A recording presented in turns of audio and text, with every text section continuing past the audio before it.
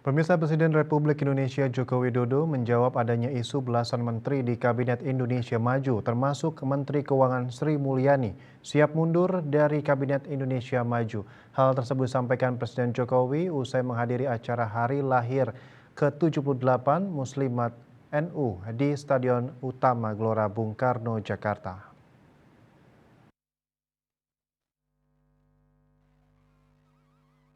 Sebelumnya, Menteri Komunikasi dan Informatika Budi Aris Setiadi juga sudah menegaskan bahwa tidak ada satupun menteri dari Kabinet Indonesia Maju yang dipimpin oleh Presiden Joko Widodo dan Wakil Presiden Ma'ruf Amin merencanakan mundur dari jabatannya.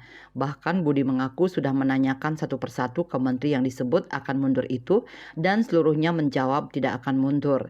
Dikutip dari kantor berita Antara, Presiden yang ditemui usai menghadiri acara Hari Lahir Harlah ke-78 Muslimat NU di Stadion Utama Gelora Bung Karno, Jakarta, Sabtu 20 Januari mengatakan bahwa dirinya dan para menteri tiap hari rapat. Menteri tiap hari kita ratas, tiap hari kita rapat terbatas, tiap hari kita rapat internal tiap hari. Dengan semua menteri, dengan sebagian menteri. Ya kabarnya dari siapa? Kita tiap hari dari pagi sampai sore, pagi, siang, malam kita rapat paripurna, rapat internal, rapat terbatas selalu nggak pernah ada jedanya setiap jam, setiap 2 jam gonta-ganti rapat, gonta-ganti menteri juga nggak ada masalah. Ya namanya bulan politik, tahun politik ya, semua hal pasti akan berkaitan dengan hal yang bersifat politik. Tapi ya, biasa kok kita kerja biasa, kerja rutin biasa.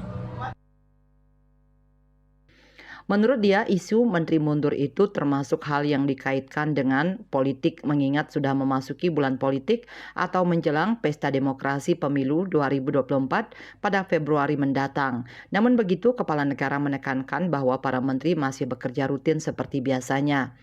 Seperti diberitakan, ekonom senior Faisal Basri dalam sebuah acara diskusi di Jakarta baru-baru ini menyebut, Sri Mulyani adalah menteri yang secara moral paling siap untuk mundur dari Kabinet Indonesia Maju.